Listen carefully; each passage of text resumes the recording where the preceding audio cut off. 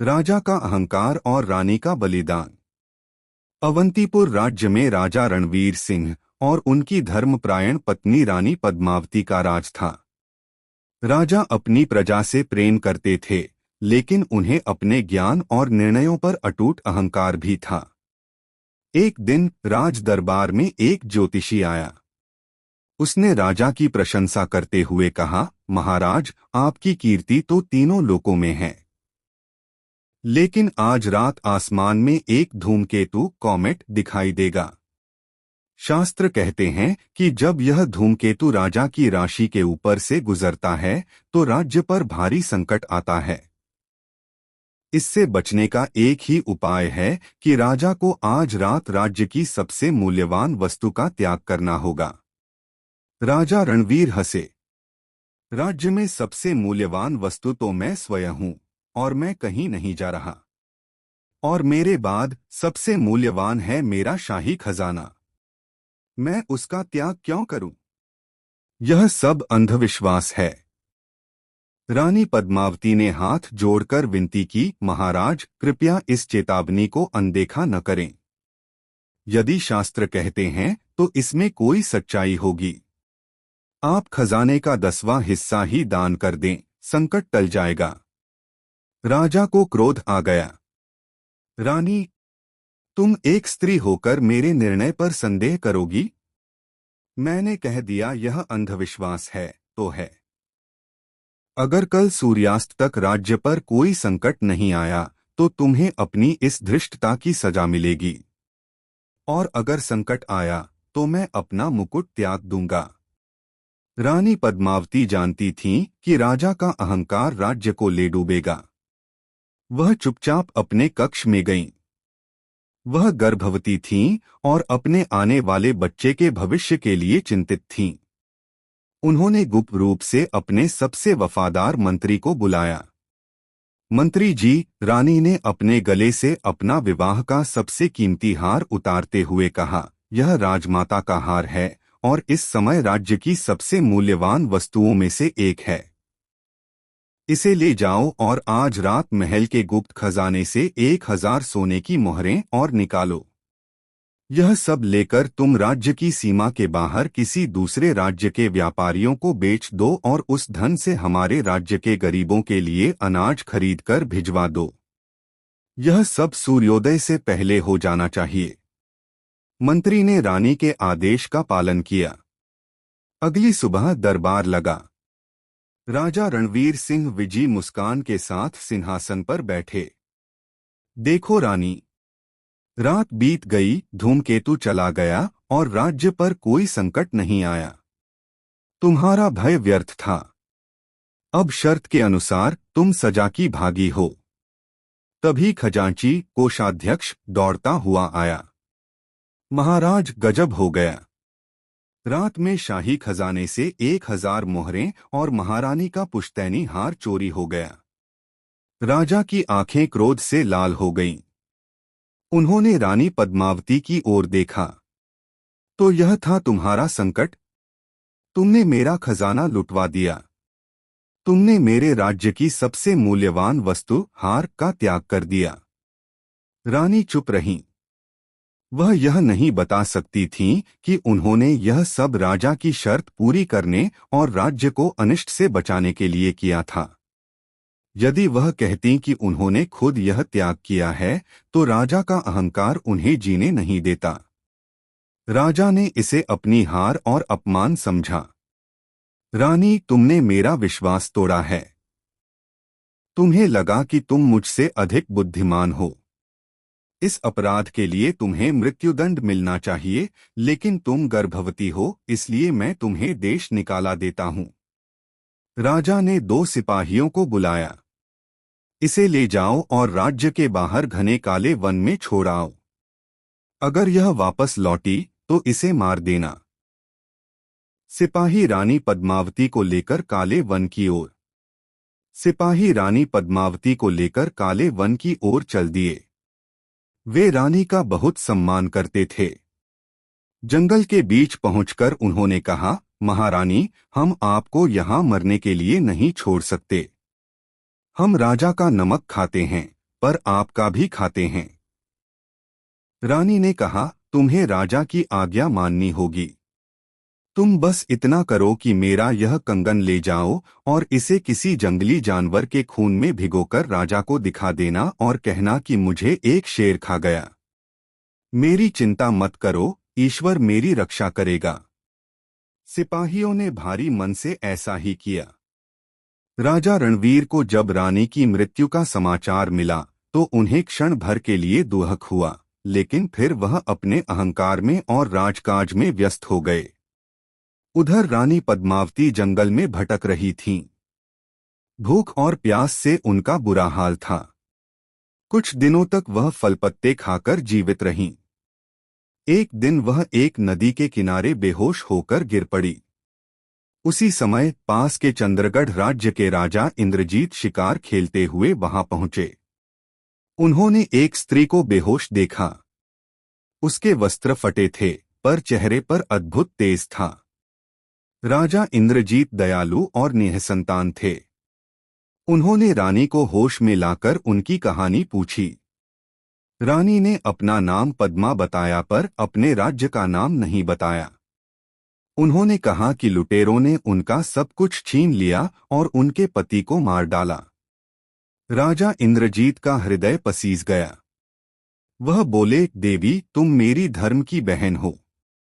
आज से तुम मेरे महल में रहोगी। मेरा कोई उत्तराधिकारी नहीं है, तुम्हारी संतान ही मेरी संतान होगी। राजा इंद्रजीत रानी पद्मावती को अपने महल ले आए। उन्होंने अपनी प्रजा को बताया कि यह उनकी बिछड़ी हुई बहन है। महल में रानी की खूब सेवा हुई और समय आने पर रानी ने एक तेजस्वी पुत्र को जन्म दिया।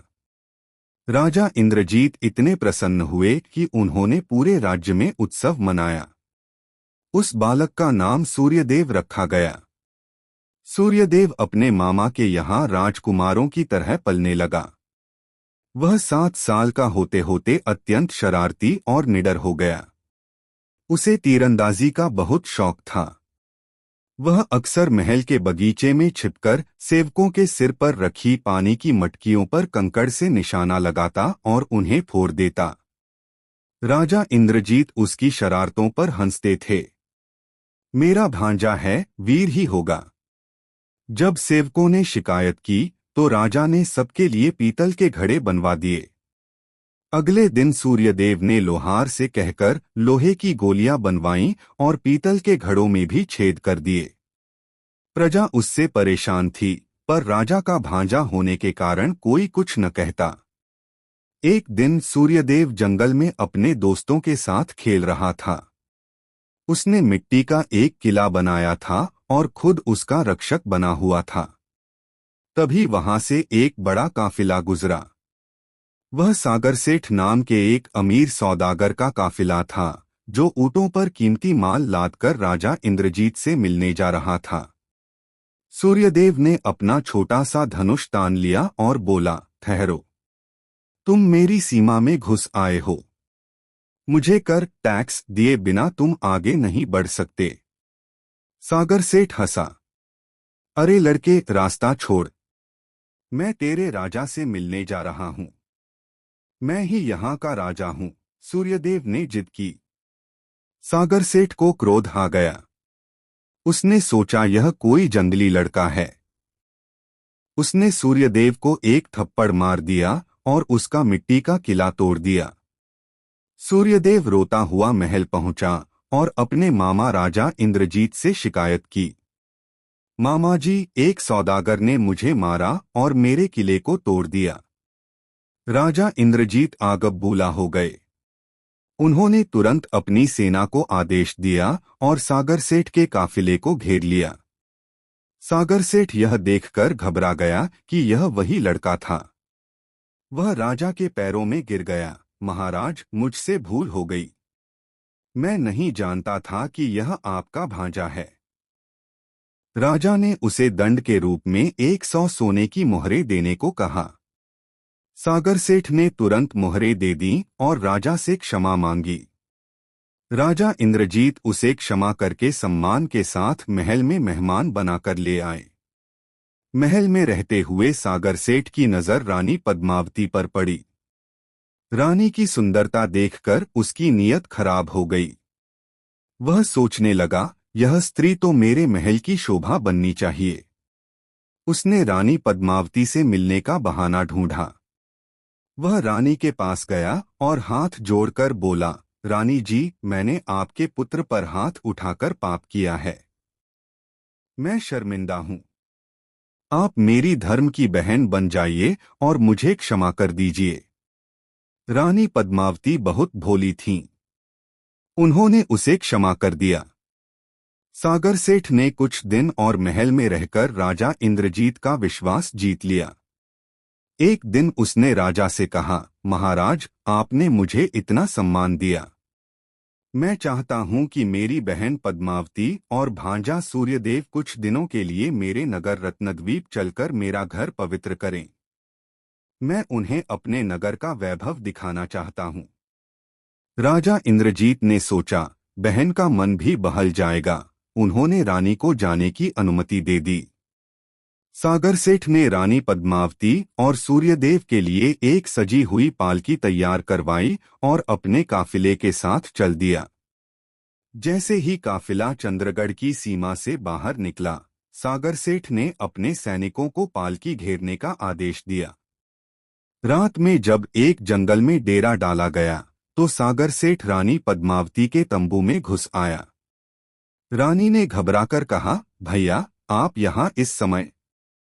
सागर सेठ दुष्टता से हंसा। कैसा भैया? मैं तुम्हें अपनी पत्नी बनाने के लिए लाया हूं। बहुत देख ली राजा की बहन बनकर, अब तुम मेरे हरम की रानी बनोगी। रानी पद्मावती यह सुनकर सन्न रह गईं।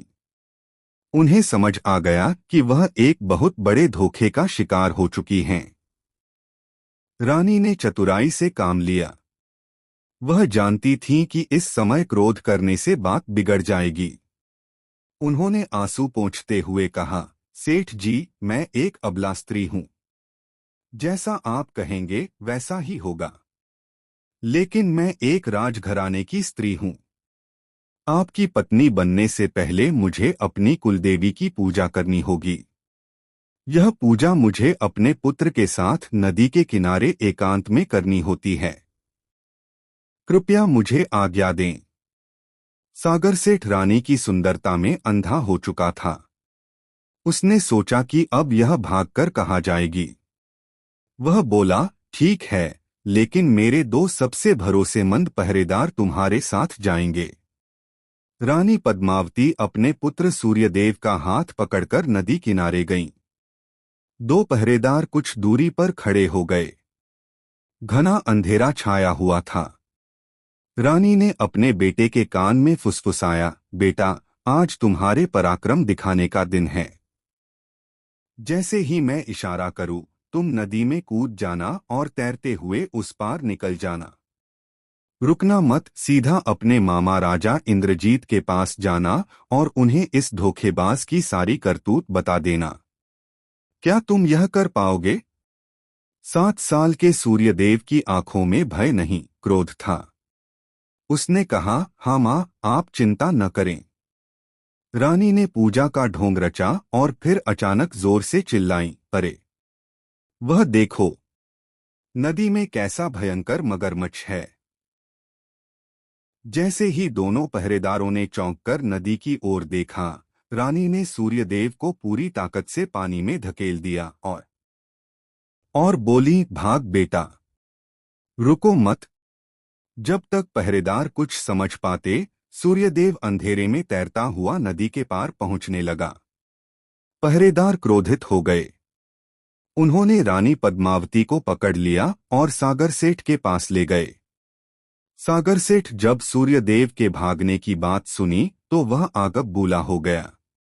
उस लड़के को ढूंढो, लेकिन उसके सिपाही सूर्यदेव को नहीं पकड़ सके। क्रोध में सागर सेठ ने रानी को पालकी में कैद करने का आदेश दिया और रत्नद्वीप की ओर तेजी से बढ़ने लगा। उधर सूर्यदेव पूरी रात नंगे पांव जंगल और कांटों के बीच दौड़ता रहा। वह वीर बालक था। सुबह होते होते वह लहूलुहान हालत में चंद्रगढ़ के दरबार में पहुंचा। मामा जी, मामा जी, रक्षा करो, वह रोता हुआ बोला। सागर सेठ धोखेबाज है। वह मां को बंदी बनाकर ले गया है। वह उनसे विवाह करना चाहता है। राजा इंद्रजीत ने जब यह सुना तो उनका चेहरा क्रोध से तमतमा गया। उन्होंने अपनी तलवार म्यान से खींच ली। सेनापति, सेना तैयार करो। आज उस नीच सौदागर का सिर धड़ से अलग कर दिया जाएगा। उसने मेरी बहन का अपहरण करके अपनी मौत को बुलावा दिया है। चंद्रगढ़ की सेना बिजली की गति से सागर सेठ के काफिले की ओर बढ़ी। राजा इंद्रजीत खुद सेना का नेतृत्व कर रहे थे और उनके साथ घोड़े पर सूर्यदेव भी बैठा था।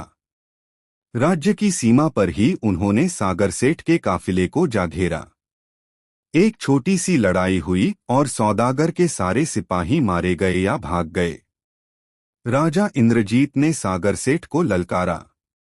सागर सेठ ने घबराकर रानी पद्मावती को पालकी से खींचा और उनकी गर्दन पर कटार रख दी। रुक जाओ महाराज, अगर आगे बढ़े तो मैं रानी को मार डालूंगा।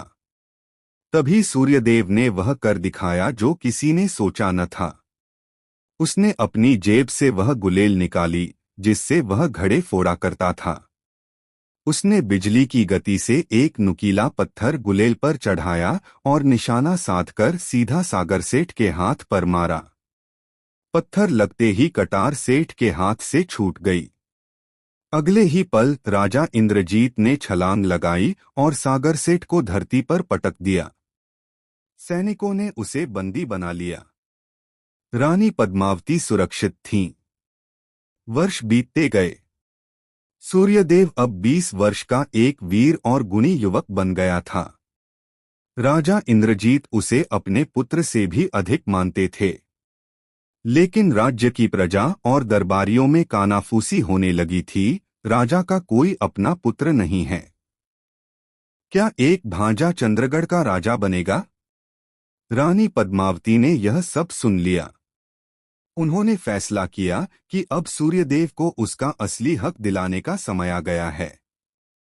उन्होंने राजा इंद्रजीत को एकांत में बुलाया और पहली बार अपनी पूरी कहानी सुनाई। भैया, मेरा नाम पद्मा नहीं पद्मावती है और मैं अवंतीपुर के राजा रणवीर सिंह की पत्नी हूँ। उन्होंने राजा रणवीर के अहंकार, धूमकेतु की शर्त और अपने देश निकाले की पूरी व्यथा कह सुनाई। राजा इंद्रजीत सब सुनकर सन्न रह गए। बहन, तुमने इतना दुहक सहा और मुझे बताया तक नहीं। अब तुम्हारा बेटा सूर्यदेव अवंतीपुर का राजा बनेगा। मैं स्वयं अपनी सेना लेकर तुम्हारे साथ चलूंगा। अगले ही दिन चंद्रगढ़ की विशाल सेना ने अवंतीपुर की ओर कूच किया। जब राजा रणवीर सिंह ने अपने राज्य की ओर एक विशाल सेना आती देखी तो उन्होंने युद्ध की तैयारी कर ली। लेकिन राजा इंद्रजीत ने एक दूत भेजा, हम युद्ध नहीं, न्याय के लिए आए हैं। दरबार लगा। राजा रणवीर सिंह अब बूढ़े और चिड़चिड़े हो गए थे। रानी के जाने के बाद उनका राज्य बिखरने लगा था। तभी दरबार में रानी पद्मावती ने प्रवेश किया। उन्हें जीवित देखकर राजा रणवीर अपनी आंखों पर विश्वास नहीं कर सके। पद्मावती, तुम जीवित हो? हाँ महाराज, रानी ने कहा। और यह जिसे आप नहीं जानते, यह आपका पुत्र और अवंतीपुर का उत्तराधिकारी राजकुमार सूर्यदेव है। तभी भीड़ से एक बूढ़ा व्यक्ति निकला। वह वही वफादार मंत्री था जिसने रानी के कहने पर खजाना दान किया था। महाराज, मंत्री ने कहा, उस रात महारानी ने कोई चोरी नहीं की थी। उन्होंने तो आपके अहंकार और आपकी शर्त की रक्षा की थी। धूमकेतु का संकट आपके राज्य पर नहीं, आपके अहंकार पर था। रानी ने राज्य की सबसे मूल्यवान वस्तु, अपना हार और खजाने का त्याग करके आपकी शर्त भी पूरी की और राज्य को भी बचा लिया। आपने उन्हें निर्दोष होते हुए भी देश निकाला दे दिया।